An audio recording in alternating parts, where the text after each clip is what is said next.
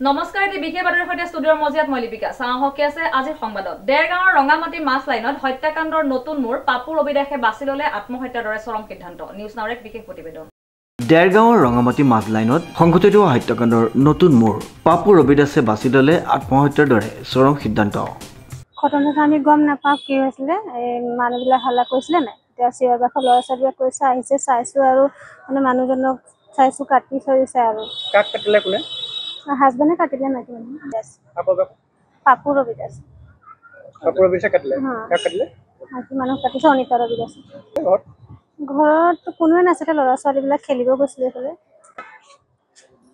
এতিয়া পৰিয়ালৰ কথাটো মাতি কি কওঁ তাই সুইচাইড কৰিছিলে এতিয়াহে গম পাইছো হয় ল'ৰা ছোৱালীবিলাক এজনী ছোৱালীটো হৈছে 11 বছৰ আৰু ল'ৰা এটা এনে 7 বছৰ 8 বছৰ এনেকুৱা আৰু সিহঁতৰ দাঁতটো তাৰ বায়েক আছে পৰিয়ালে সেইটো লগা থকা আছে যিটো মানে নিজৰ ঘৰৰ এইটো শেষ হৈ গ'ল মা দেউতা দুটাকে কোনো নাই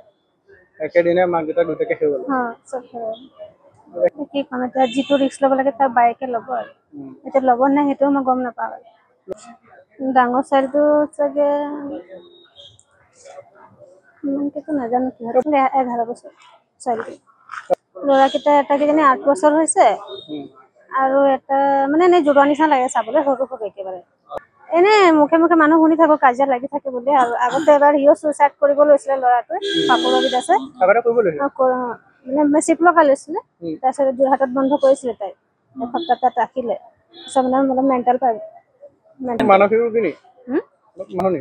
অলপ মেণ্টেল হৈ গৈছে উল্লেখযোগ্য যে দেৰগাঁও থানাৰ অন্তৰ্গত দেৰগাঁৱৰ ৰঙামাটি মাছ লাইনত দিন দুপৰতে শুই থকা অৱস্থাত নিজৰ পত্নী অনিতা ৰবিদাসক ঘাতক পাপু ৰবিদাসে চোকাদাৰে আক্ৰমণ কৰাৰ ফলত থিতাতে মৃত্যু হয় পোনপ্ৰথমে সেই পৰিয়ালটোলৈ সমবেদনা জ্ঞাপন কৰিছোঁ খুব দুখ লগা বিষয় আৰু যিহেতু সেই সময়ত আমি এই থানাত কিছু কামৰ কাৰণে আহি উপস্থিত হৈছিলোঁ তাৰপিছত আমি গম পোৱা গ'ল যে আমাৰ ৰঙামাটিত এটা দুৰ্ঘটনা হৈছে আচলতে দুৰ্ঘটনা বুলি ক'বলৈ নিজকে খুব বেয়া লাগিছে যিহেতু কিবা তেখেতলোকৰ পতি পত্নীৰ মাজত কিবা থোটা মোজা লাগি তেখেতে পাপু ৰবিদাসে তেখেতৰ পত্নীক দাহে ঘপিয়াই হত্যা কৰিলে তাৰপিছতে আধা ঘণ্টা 45 মিনিটৰ পিছত কোৱা শুনিছোঁ যে নদীৰ কাষলৈ গৈ এখন বাহনিত এখন কাঠনিত মানে তেখেতে আত্মহত্যা হ'ল সঁচাকৈ বিষয়টো খুব আমাৰ বেয়া লাগিছে যে এনেধৰণে আচলতে হ'ব লাগিছে এটা পৰিয়াল আচলতে আজি শেষ হৈ গ'ল আৰু সেই মাক আৰু দেউতাকে 3টাকৈ শিশু ইয়াত এৰি থৈ গৈছে আৰু সঁচাকৈ সেই শিশুকেইটালৈ আজি আমাৰ বেয়া লাগিছে আৰু আমি স্থানীয় যুৱক হিচাপে যি পাৰোঁ আৰু এটা সংগঠনৰ নেতৃত্ব লোৱা সংগ্ৰামী হিচাপে সেই পাপু ৰবিদাসৰ যি 3টা শিশু এৰি থৈ গৈছে যি পাৰোঁ আমাৰ সংগঠনৰ পৰা আৰু আমি যি পাৰোঁ তেখেতলোকক সহায় কৰিম সঁচাকৈ মনত কিছু কথা ক'বলগীয়া আছিল যদিও ক'ব আছিলে বিচৰা নাই এটা কাৰণে বিচৰা নাই কি ক'ম আৰু যে হয় সেয়া তাকে আমি ক'ব বিচাৰিছোঁ যে তেখেতলোকৰ পৰিয়ালবৰ্গলৈ সমবেদনা জ্ঞাপন কৰিছোঁ মৃত অনিতা ৰবিদাসৰ পৰিয়ালত 3টা সন্তান আছিল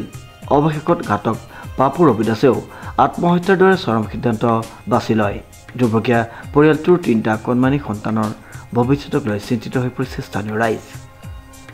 দেৰগাঁৱৰ পৰা নৱজ্যোতি ভৰালীৰ এক বিশেষ প্ৰতিবেদন নিউজ নাও।